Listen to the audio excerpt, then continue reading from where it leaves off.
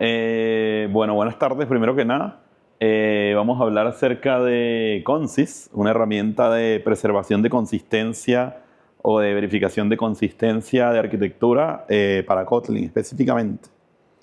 Vamos a estar tocando estos 4 puntos fundamentales, que son la calidad de las soluciones, que entendemos por calidad de una solución, el reto de mantener la calidad en un proyecto, el tema de automatización del cumplimiento de los estándares que tengamos en nuestra aplicación Android. Vamos a tocar algunas cositas de ejemplo y bueno, un espacio para preguntas. Yo creo que este es el caso clásico. Creo que esto resume bastante el día a día del desarrollo cuando estamos tratando de generar arquitecturas. ¿Quién no se ha visto en esta posición? Hice la arquitectura perfecta, pero un par de meses ya era un desorden. O sea, creo que es bastante fácil definir una arquitectura a términos generales, pero es un reto implementarla dentro de una organización, y más reto aún que implementarla, es un reto aún más grande tratar de mantener esa arquitectura dentro de una organización. Un poco podemos pensarlo como este juego chino que se llama Tangram, que creo que todo el mundo lo conoce, todo el mundo quizás de chico llegó a jugar con él. Es un juego donde unas figuras de madera pueden formar algunas piezas, como algunos dibujos. Y lo gracioso de esto es que venía como un librito que tenía como las siluetas en negro y tú no sabías cómo se armaba la figura. Y el reto era, bueno, tienes estas piezas y tienes que ser capaz de armar esto. La promesa del libro es que las siluetas se podían armar. O sea, no sabías cómo, pero la promesa era que con las figuritas se podía armar. Entonces, podemos pensar que estas figuritas que teníamos son como un marco de trabajo para poder armar las piezas, las siluetas, perdón, y las siluetas son como nuestras soluciones. O sea, tenemos un marco de trabajo que son unas piezas bien definidas y con ellas buscamos armar soluciones, que son las siluetas que nos prometía el librito que eran posibles de armar. Ahora, todo esto se reduce en que la arquitectura no es más que un conjunto de reglas. Nosotros tenemos una arquitectura, básicamente lo que tenemos son cosas que queremos que se cumplan. Tenemos un listado de cosas, como un listado de deseos. Algunos de estos deseos que tenemos cuando construimos una arquitectura es que, por ejemplo, los archivos estén en lugares específicos. Queremos que si el archivo se llama así, esté en esta parte, si se llama de esta otra manera, esté en otra parte. Queremos que nada más existan 5 carpetas donde colocar archivos, etc. También uno de los deseos que solemos tener es que queremos que los miembros de las clases, funciones, propiedades, etc., cualquier miembro, tenga un nombre específico. Queremos que tenga un nombre específico, por alguna razón queremos que los viewModel terminen en viewModel, los casos de uso terminen en caso de uso, etc. Bueno, ejemplos son eso, los sufijos en las clases o en las funciones. También queremos que las dependencias entre capas estén acotadas y una definición cerrada. Es decir, queremos que la capa de dominio tenga una responsabilidad específica, que tenga un nombre específico, que depende específicamente de algo, que la capa de datos tenga una definición específica, depende específicamente de algo, etc. También queremos que las relaciones se preserven en cierto sentido específico. Nosotros queremos que los datos fluyan en este sentido, queremos que estos componentes se relacionen de tal manera. Son muchos deseos que tenemos y esos deseos son bien abstractos en general. Queremos también que los métodos, las funciones y las clases sigan ciertas reglas. Queremos que una función pueda tener una longitud máxima, no sé, de 10 líneas, complejidad ciclomática de 3, las clases tienen que tener tantos métodos máximos, etc. Tenemos un montón de reglas que vamos a aplicar. Y que se sigan ciertos patrones. Queremos que las cosas cuando necesites crear una clase sea por inyección de dependencia, queremos que haya factory, queremos XXX. Son muchísimos deseos los que tenemos. Y todos estos deseos en conjunto son los que conforman lo que nosotros conocemos como arquitectura de un proyecto en particular. Ahora, tener la lista de deseos es muy fácil. O sea, tú tienes la lista de deseos, escribes tu proyecto tú solo en tu casa, pones la lista de deseos a funcionar y todo perfecto. Ahora, el reto es cuando tienes que llevar la arquitectura a una organización y cuando tienes que validar que esta arquitectura se cumpla, porque el papel, el estándar aguanta lo que sea en el papel, es importante que se cumpla la arquitectura. Ahora, en el mejor de los casos, tenemos esto escrito como un estándar publicado en la empresa. Es decir, toda esta lista de deseos la tenemos escrita en un documento, que es el documento que le van a colocar a cada persona cuando ingrese. Mira, aquí está la arquitectura de referencia. Lee el documento. En el mejor de los casos, porque en algunos casos tienes a los desarrolladores senior que se saben de memoria la arquitectura y ese es como la base de datos de la arquitectura.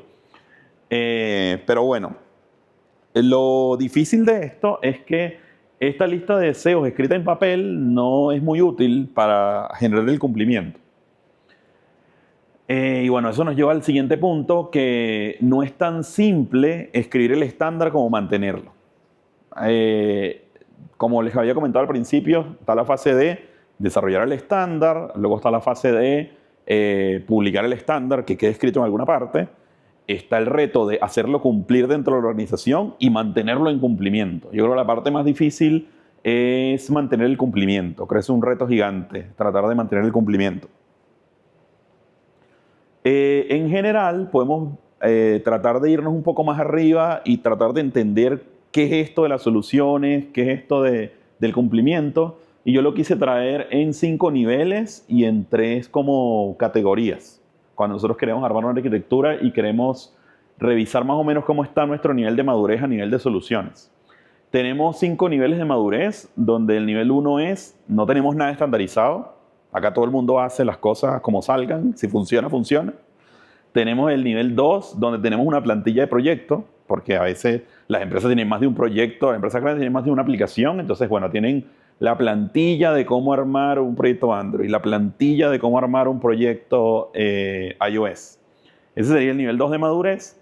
En el nivel 3 tenemos una arquitectura estandarizada, es decir, no solamente tenemos la plantilla del proyecto Android, sino que sabemos que el proyecto Android tiene que estar en clean, que las capas tienen que ser data, tienen que ser dominio, tienen que ser presentación, UI, etc. Pero eso, la arquitectura igual no es cómo se va a construir la solución. La arquitectura es solamente cómo se van a organizar las cosas que juegan el papel para que la aplicación se desarrolle. En el nivel 4 tenemos componentes estandarizados, es decir, tenemos la definición de qué consideramos nosotros esta arquitectura como caso de uso, la definición de qué consideramos nosotros como repositorio, la definición de qué consideramos nosotros como biomodel. Esos componentes estandarizados que deberían ser agnósticos y aplicables a cualquier proyecto, no nada más a ese, lo tenemos estandarizado. Y por último, en el nivel 5 de madurez tenemos definido un marco de trabajo. Por ejemplo, si es un banco, por poner un ejemplo, en los bancos existe la toma de producto, tomar un producto, que es, por ejemplo, cursar un crédito consumo, cursar un crédito hipotecario, solicitar una tarjeta de crédito, etc. Esos productos, aunque sean muy diferentes entre sí, siguen un flujo que es igual. El flujo del crédito consumo es igual que el flujo del crédito hipotecario, que es igual tomar una tarjeta de crédito. Hay como una serie de pasos y esa serie de pasos te llevan a una autorización y esa autorización te lleva a que el producto exista para ti y eso te lleva a un comprobante de existencia del producto, de que tomaste el crédito, de que tomaste el hipotecario, que tomaste la tarjeta de crédito que están ofreciendo, etc. Tú podrías tener todas estas capacidades aprovisionadas como componente dentro de un marco de trabajo, donde tengas, por ejemplo, el flujo de toma de producto. Y de ese flujo tú puedes descender la implementación del crédito, puedes descender la implementación de la tarjeta, del aumento de cupo, etc. Claro, aquí ya estaríamos hablando de que tienes un marco para desarrollar la aplicación del negocio específico que tú estás desarrollando. Claro, entonces, dentro de estos 5 niveles nosotros tenemos activos, que básicamente es el código que escribimos que se puede reutilizar. Eso sería como nuestro catálogo de activos. No los productos en particular, sino las capacidades que yo tengo en código, las defino como activos. Luego tienes la estandarización, que es esas reglas que escribes, que también son activos de alguna manera, pero son las reglas que regulan cómo se utilizan esos activos. Y eso lo puedes tener escrito o lo puedes tener el senior en la cabeza, pero existe. Y el otro tema es el cumplimiento, que son los procesos que establecemos para la verificación de esas estandarizaciones. Que esto es lo difícil de cumplir, o es lo difícil de tener, porque no sirve de nada tener el estándar si va a estar en una gaveta y nadie lo va a leer, no sirve de nada. La idea es que hay un proceso que define el cumplimiento de ese estándar. El problema es que si lo hacemos a mano, es un parto, porque tienes, no sé, una empresa que tenga 5 proyectos. No puede haber una persona revisando estándar 1, el proyecto, estándar 2, el proyecto estándar 3, y luego diciendo, bueno, fallaste en tal cosa, absolutamente inviable eso. Entonces, hay que encontrar una manera de automatizar el cumplimiento. Entonces, bueno, ahí viene la pregunta mágica. ¿Cómo hacemos esto? Con linters no es posible. Medio chiste eso igual. Pero uno de los temas que a mí más me causa curiosidad en general es que las personas tienen, por ejemplo, pipelines, las empresas tienen pipelines para el despliegue de sus productos en producción, y los pipelines suelen estar llenos, llenos, llenos de linters y, bueno, de cosas de cumplimiento de seguridad, etcétera, que eso no es tema de esta charla, pero están llenos de linters. Y una cosa interesante de los linters es que los linters validan el correcto uso del lenguaje de programación. O sea, tú estás validando si, bueno, aquí no debería un espacio en blanco, esta línea no debería estar vacía, este archivo debería tener cosas, esta función debería comenzar con mayúscula, etc. Pero eso es insuficiente para los niveles de madurez que estamos hablando.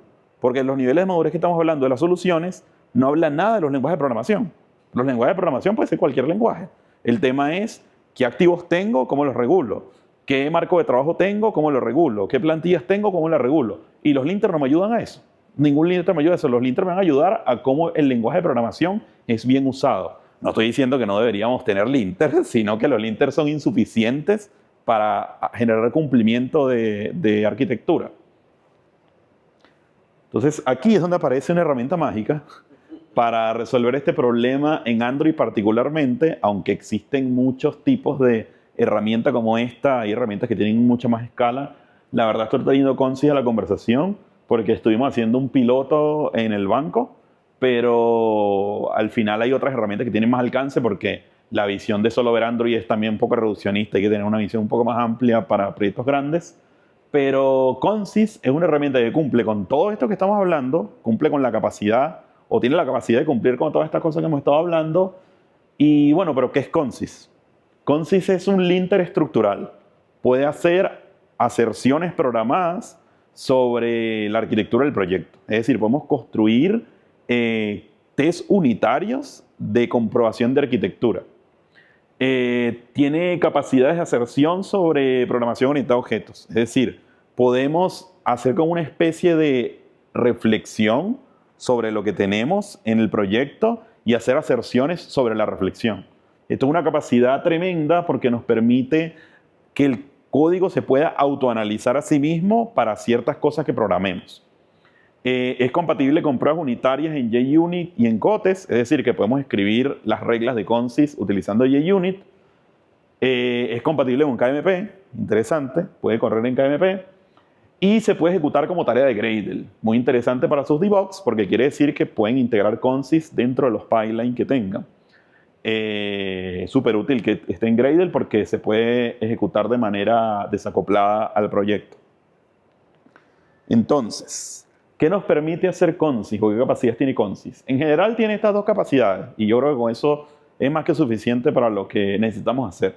La primera es que tiene capacidad de verificación sobre la arquitectura. Puede verificar la relación de dependencia entre capas. Es decir, es capaz bueno, tú le puedes decir a Consys, mira, mi capa de dominio se llama así. Este es el package que representa la capa de dominio. Y mi capa de data se llama así. Este es el package que representa a la capa de datos. Y tú puedes tener una regla de Consys que diga, mira, este package no puede tener imports de este otro, porque no debería tener imports de este otro. Entonces, él es capaz de analizar y decir, mira, efectivamente, tu capa de dominio es absolutamente independiente, porque en todo esto yo revisé todos los archivos y no tiene ningún import de otra capa. Entonces, es capaz de llegar a ese nivel de aserción a nivel de arquitectura. Y tiene otra capacidad que me parece la más interesante de la herramienta, que es la capacidad de hacer verificación sobre declaraciones. En Consys, una declaración es cualquier cosa que exista. Un archivo, o una clase, una función, una propiedad, un método, cualquier cosa que exista es considerada una declaración. Y Consys tiene la capacidad de validar que una declaración cumple con cierta afirmación. Es decir, tenemos una declaración, que puede ser una clase, una función, un método, lo que sea, y luego tenemos una afirmación que queremos que esa declaración cumpla. Y si se dan cuenta, funciona bajo el mismo mecanismo que funciona un test unitario. Tienes un objeto al que tú le quieres hacer una afirmación y quieres saber si eso es verdadero o falso. Dado eso, tenemos cómo funciona una verificación en Consys. Funciona tal cual como funciona una prueba unitaria cualquiera. Tenemos un scope, que es donde queremos revisar, y para eso vamos a tener una función que se llama scope from, y tenemos todos estos lugares que podemos revisar. Podemos decir, mira, revisa este paquete, revisa este test. Es raro porque se pueden hacer consistencia de Consys sobre test. O sea, puedes probar que la consistencia de los tests sigue unas reglas específicas. Incluso podrías probar que Consys sigue una estructura del mismo Consys que quieres que cumpla. Puedes revisar archivos, módulos, directorios, proyectos completos si tienes varios proyectos. O sourcex, puedes decir, mira, quiero que nada más revises lo de producción, quiero que nada más revises lo de desarrollo, quiero que me revises solamente este flavor, etc.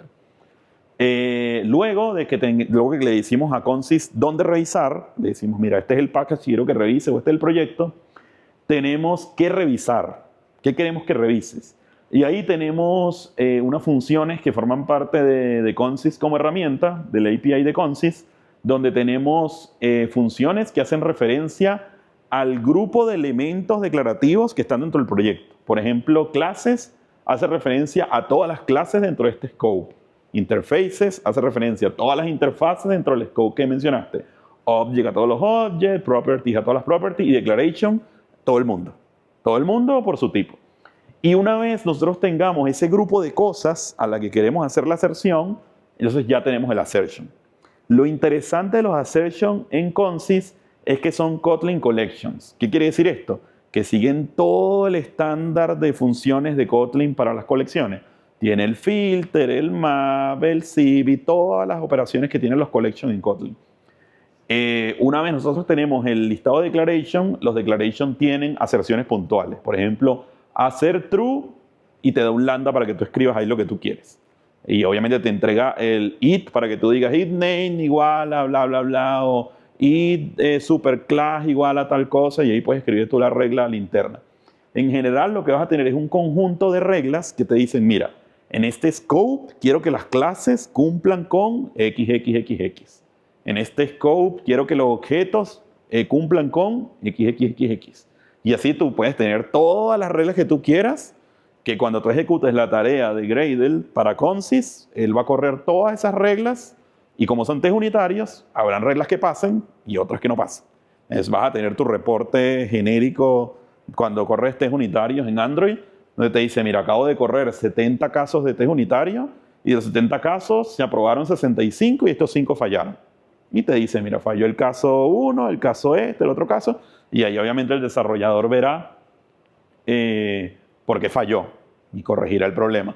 Lo ideal es que obviamente esté documentado, porque obviamente es código, entonces lo ideal sería que tú tengas, no sé, una numeración, donde le coloques a la función, ahorita vamos a ver un ejemplo, pero lo ideal sería que tú tengas, por ejemplo, caso de prueba, no sé, caso de prueba 401, todas las clases que descienden de ViewModel tienen que terminar con el sufijo ViewModel.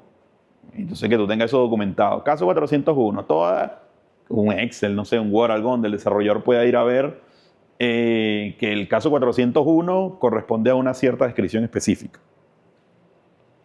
Ahora, recomendaciones, importante. Recomendaciones para el uso de Consys, ahora vamos a ver código, pero recomendaciones para el uso de Consys en general.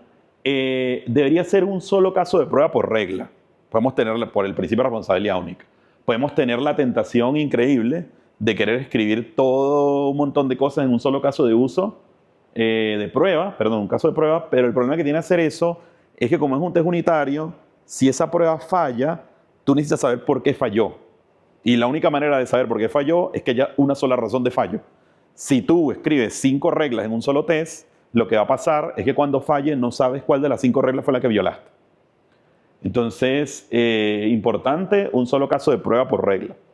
Una regla es como una función dentro de la clase. Hay una clase de Consys y cada regla es como un caso de prueba @test, función, tanto.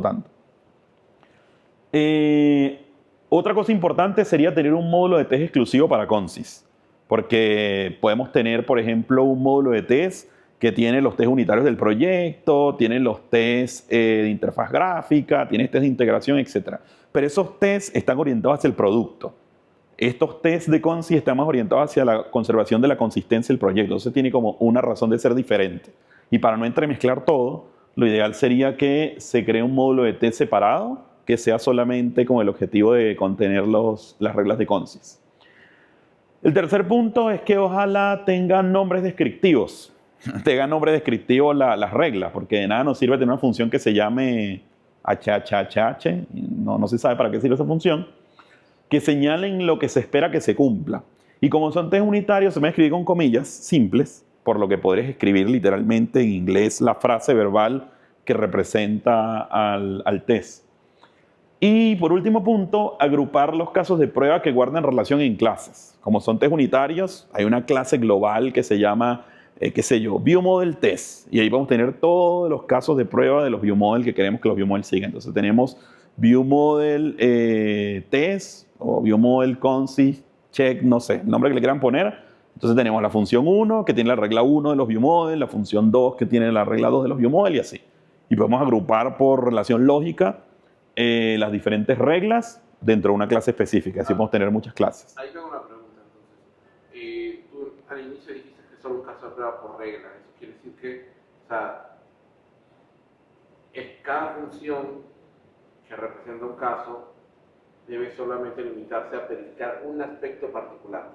Claro. Y después con eso armas como el conjunto, ¿cierto? Correcto. El conjunto de reglas es la clase. Ajá. Y una regla es una función. Eso tienes, por ejemplo, la verificación de los ViewModel es una clase. Y las cosas que tú quieres que los ViewModel cumplan, le deberías colocar una por función.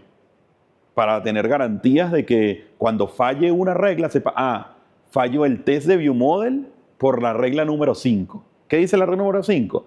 Que todos los ViewModel, todas las clases que descienden de ViewModel deberían terminar en la palabra ViewModel, por ejemplo.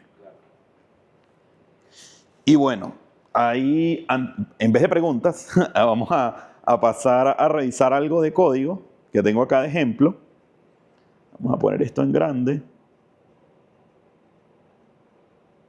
Este es un proyecto de ejemplo. Vamos a poner esto en presentación para que sea mejor. Siempre se me pierde. Está en View, ¿no? View...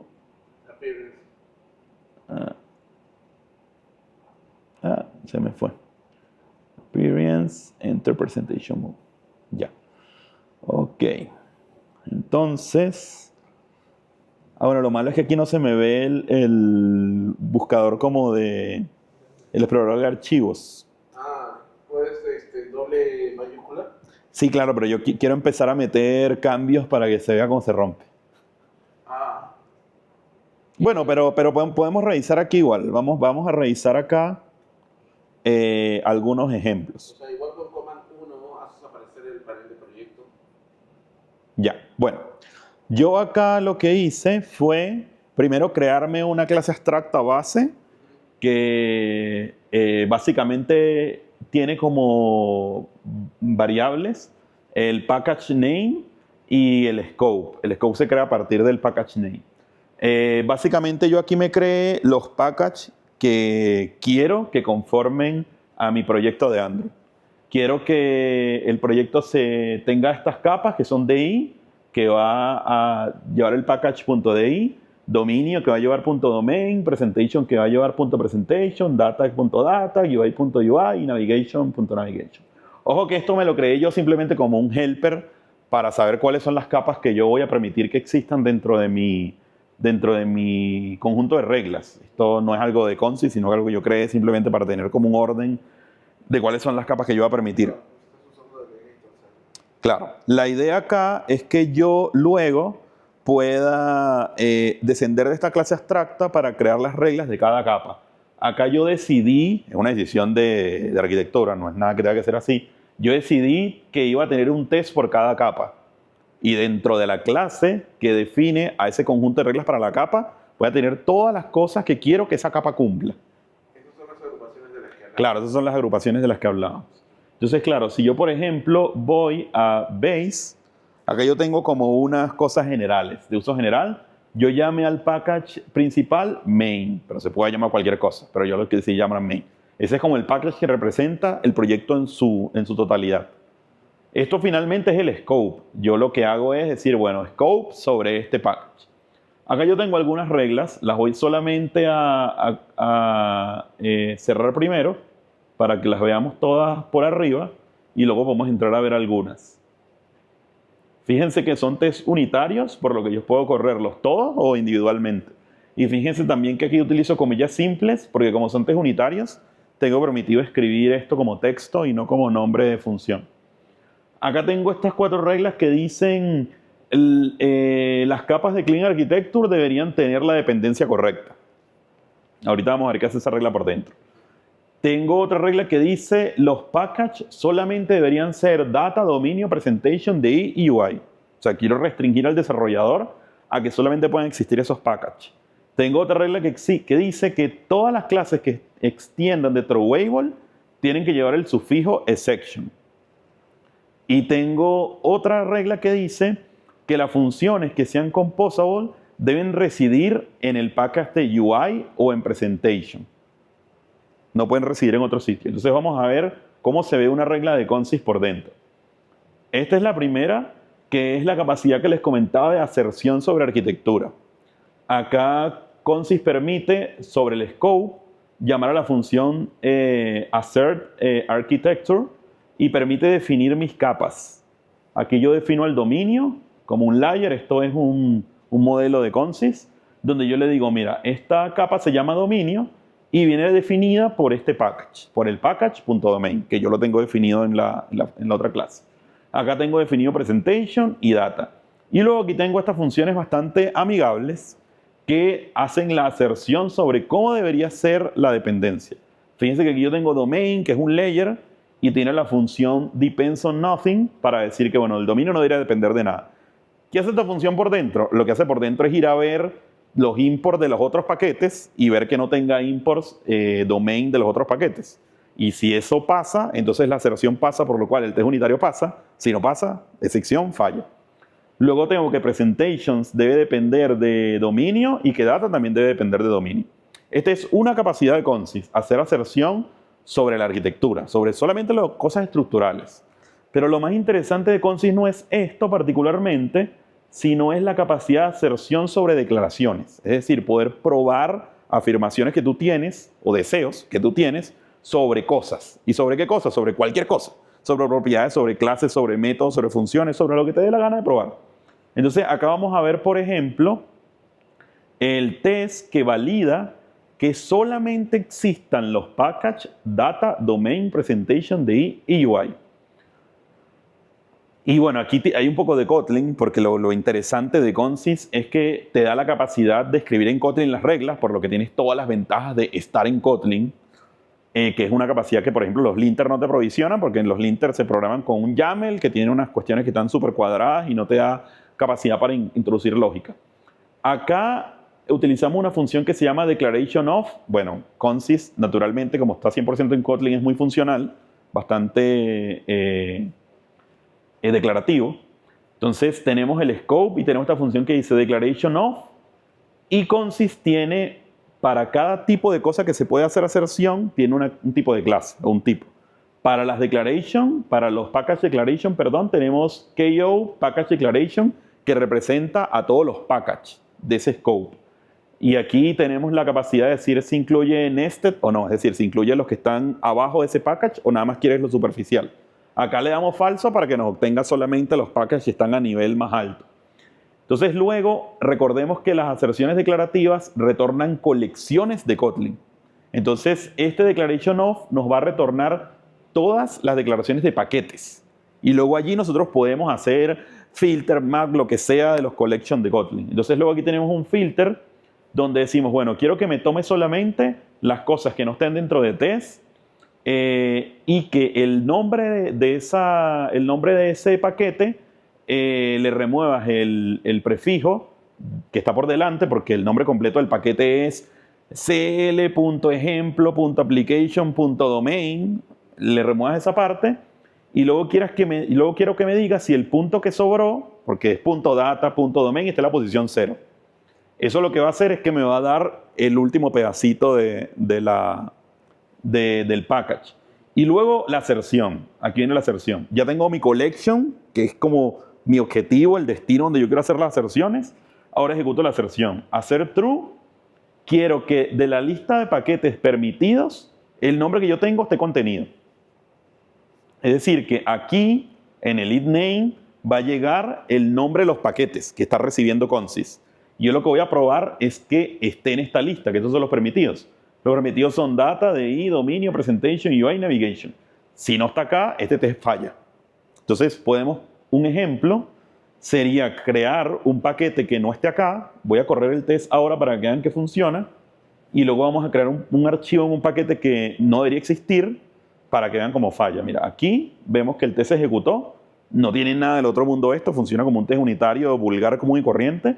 Dice el test pasó, 1 de 1 pasado, 400 milisegundos, perfecto. Lo que vamos a hacer ahora es que vamos a crear a propósito un paquete que no esté permitido para que veamos cómo consist falla al darse cuenta que el paquete que estamos creando no sigue la regla. Vamos a salir del modo de presentación por un momento y vamos a crear un paquete nuevo acá. Fíjense que aquí está data, DI, dominio, presentation y UI. Ahorita lo vamos a ver más de cerca. Claro, vamos a crear un paquete nuevo que se llame ejemplo. O no sé, bueno, voy a ponerle ejemplo. Vamos a crear un archivo dentro de ese paquete para que exista, porque si no, no existiría, sería simplemente una carpeta. Y vamos a llamar esto mi ejemplo. Vamos a suponer que es una clase. Alguien quiso ser gracioso y creó un paquete nuevo donde no debería. Entonces vamos a volver al modo de presentación para que se pueda ver mejor. Enter Presentation Mode. Y ahora vamos a volver a correr la regla de consist a ver qué pasa. Bueno, ahí pasó, algo falló claramente. Cosas de hacer código en vivo. Vamos a ver acá un momento. Vamos a ponerle un punto de interrupción y veamos qué pasa. Bueno, interesante también, esto se puede depurar, porque obviamente es un test unitario, no tiene nada del otro mundo. Se puede depurar y veamos qué nombres pasan por aquí. Aquí, como pueden ver, está dialog, que es uno. Ah, ya sé por qué falló. Porque este es el test de la capa de UI. Y yo lo creé en la otra. Importante. Claro, porque yo en este proyecto de ejemplo tengo separado las reglas por capa. Ah, bueno, no lo hice. Voy a pasarlo para acá, para UI. Bueno, de nuevo la historia. Alguien gracioso quiso crear el package ejemplo dentro de UI cuando ese package no está permitido. Entonces, vamos ahora sí de nuevo al modo de presentación. Y quitamos el punto de interrupción. Y volvemos a correr la prueba. Ahora sí, ahí la prueba falló. Entonces, falló la prueba y el fallo nos dice primero el nombre de la función, que es interesante que sean test unitarios porque es bastante descriptivo. Dice que dentro de la capa de UI solamente están permitidos los package, component, dialog, screen, utils y view. Y si vamos acá adentro, nos dice la aserción que falló fue esta. Dice que falló una vez, mira aquí dice fue violado una vez, dice invalid declaration y nos da cuál es el lugar donde falló. Dice mira, ejemplo, package declaration. Nos está diciendo que lo que está fallando es que hay un package declaration que se llama ejemplo que está violando una regla. Y si nosotros hacemos clic acá, nos lleva para la definición que está violando la regla. Y si hacemos clic en el test, nos dice cuál fue el punto que falló. Falló fue aquí, en la assert true, cuando tenía que validar el nombre. Como pueden ver, por eso es importante que haya una sola aserción dentro de las reglas, porque si hay más de una, no vamos a ver cuál fue la que falló y poder hacer la relación directa de causa y efecto. Esto es simplemente una capacidad quizás básica de este tema de probar los packages, pero podemos ir a cosas muy locas porque tenemos todo un marco de trabajo que nos permite jugar con todos los tipos de declaraciones y tenemos Kotlin para escribir toda la lógica que queramos, todas las transformaciones que queramos, todos los filtros que queramos, todo lo que queramos hacer. Entonces vamos a ir a algunas más complejas, vamos a buscar alguna por aquí. Ah, mira, esta es interesante, está cortita, ¿verdad? Interesante. Dice en el scope, todas las funciones que tengan la notación composable y preview tienen que terminar con preview. Interesante. Esto lo que hace es que cuando tú tengas un composable, si el composable está marcado como composable y como preview, pues tiene que terminar en preview. No se puede llamar welcome. Se tiene que llamar welcome preview. Si no se llama welcome preview, falla. Otro ejemplo, acá tenemos uno que dice que todas las funciones composable deben residir en el package component y deben tener component como sufijo. Y acá tenemos de nuevo ¿En qué scope? En el scope component, dame todas las funciones que tengan la notación composable, que no tengan la notación preview, y hacer true sobre el nombre del archivo termina en component. En el nombre del archivo y el nombre de la función, las dos cosas. Vamos a buscar otro que sea un poco más complejo. Este es solamente de ubicación. Este también es de ubicación. Mira, este también es interesante. Dice, un archivo solamente debería contener una función composable y no más. Entonces, fíjense lo que dice este. Este dice, en el scope sobre los archivos que contengan funciones que estén anotadas con composable y con preview, cantidad debe ser menor o igual a 1. Fíjense que nosotros podemos seguir bajando porque aquí estamos haciendo la aserción sobre archivos y de los archivos le estamos sacando las funciones. Esto tiene capacidad de composición hasta infinito. Tú vas a las funciones, le puedes sacar los métodos y así vas. Puedes ir revisando todo lo que tú quieras y haciendo las aserciones puntuales. Vamos a ver una más y con eso creo que estamos. Vamos a ver una más de ejemplo que tenga un poquito más de complejidad para poder reflejar un poco qué cosas se pueden hacer. Aquí en data, esta no, vamos a ver otra que es más compleja, esta que dice, bueno, esta tengo aquí que se llama Best Practices. Mira, esta es otra interesante. Dice, todos los data class deberían solamente contener propiedades. Data class no debería tener funciones, no debería tener nada adicional, sino solo propiedades. Entonces esta dice, para las clases con el modificador data, obtén las declaraciones. O sea, las declaraciones dentro del data class. Hacer true. Si tiene propiedades, hacer true. Si tiene imports, hacer true. Cualquier otra cosa, false. O sea, lo único permitido que esté como declaración dentro de un data class son propiedades e imports. Más nada. Cualquier otra cosa va a caer aquí en el false y va a hacer fallar el hacer y va a hacer fallar el caso de prueba. Acá tenemos otra interesante. Dice, todos los data classes tienen que tener propiedades definidas en su constructor. Porque tú puedes tener un data class que tenga 3 propiedades y metes una propiedad abajo, suelta. Una variable suelta, algo suelto. No tiene mucho sentido eso, dado que estamos en Kotlin.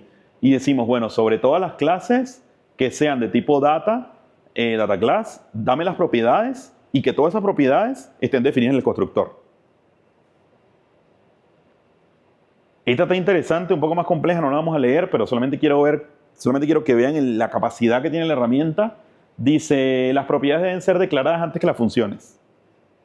Se puede hacer.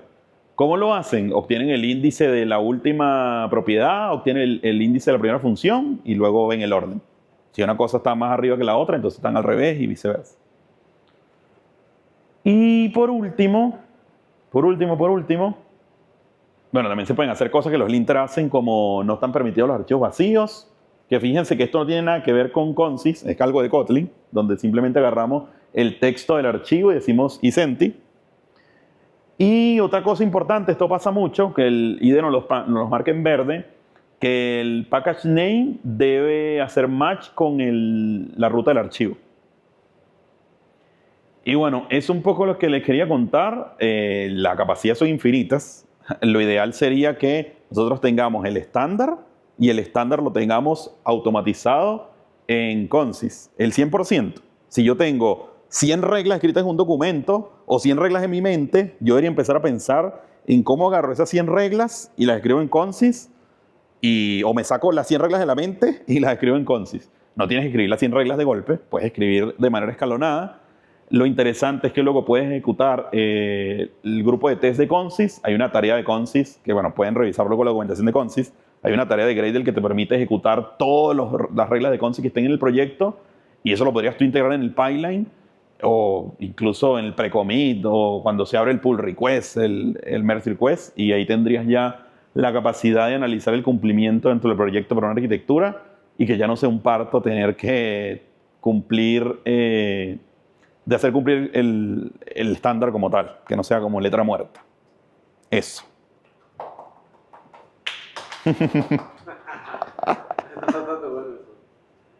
No sé si tienen alguna pregunta, comentario, queja. O sea, dijiste que esto tenía 2 propósitos. Uno era, claro, validar la cuestión a nivel de estructura y la otra a nivel de declaración, ¿no? Sí. De declaración.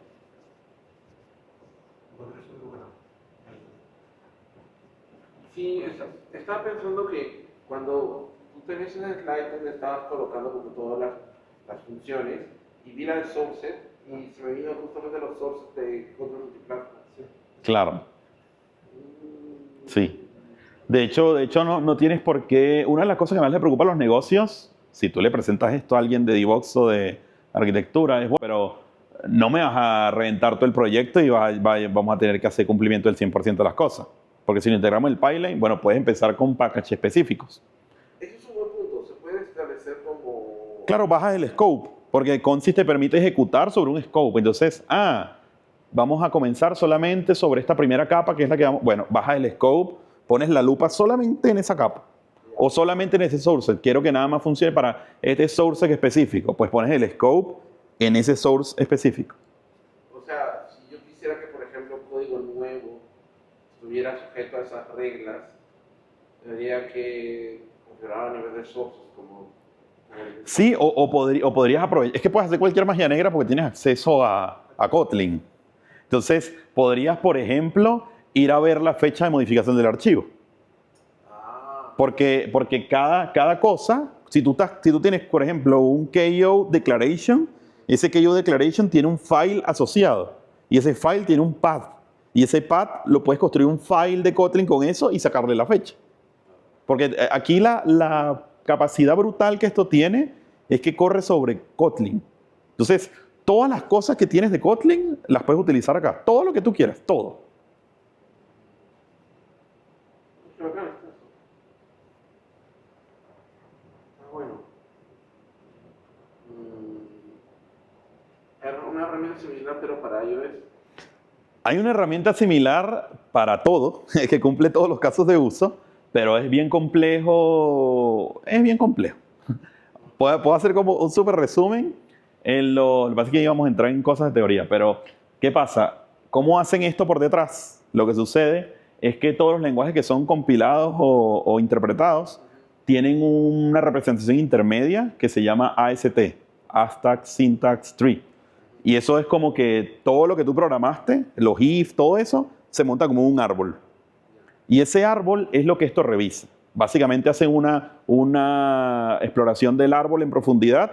Y entonces cada vez que pasan por un nodo del árbol, llegan a la regla, valida, pasó, no pasó, y va así. Y claro, entonces ahí viene la pregunta es en qué parte del building process es donde entra a tallar esto.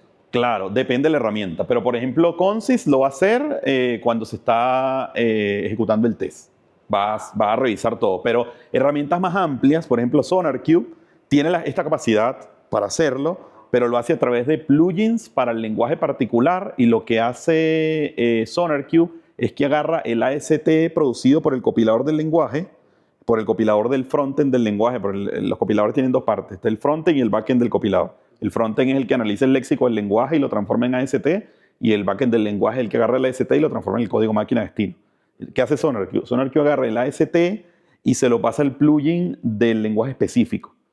Y entonces el plugin del lenguaje específico, que Sonar tiene un plugin por lenguaje, tú programas las reglas del lenguaje en el mismo lenguaje. Entonces, por ejemplo, tiene un plugin de Kotlin, bueno, no de Kotlin, de JVM, que se programa en el lenguaje de JVM de tu gusto, Java, Kotlin, Scala, lo que sea. Y entonces luego lo que hace SonarQube es que agarra el AST y le ejecuta el código que tú tienes del mismo lenguaje sobre el AST.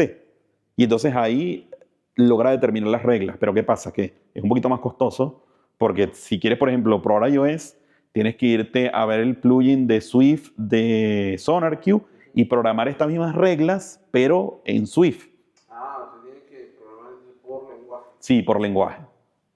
Claro, hay otra solución de mayor nivel. Lo que pasa es que mientras más te vas bajando, la cuestión se va poniendo cada vez más pesada y densa a nivel técnico, porque puedes también bajar a otra herramienta que existe, que se llama Zengrep, que es de GitLab, que lo que hace es que puedes ejecutar expresiones regulares sobre el AST.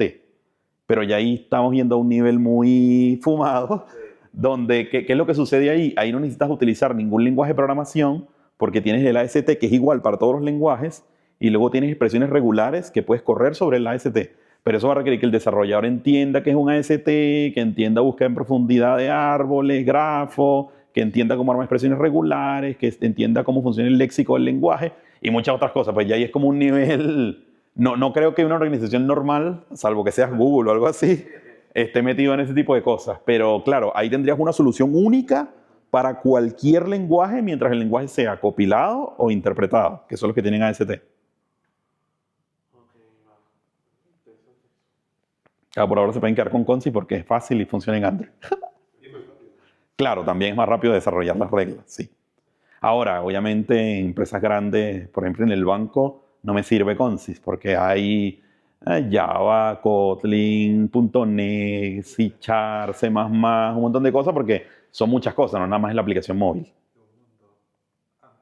Claro.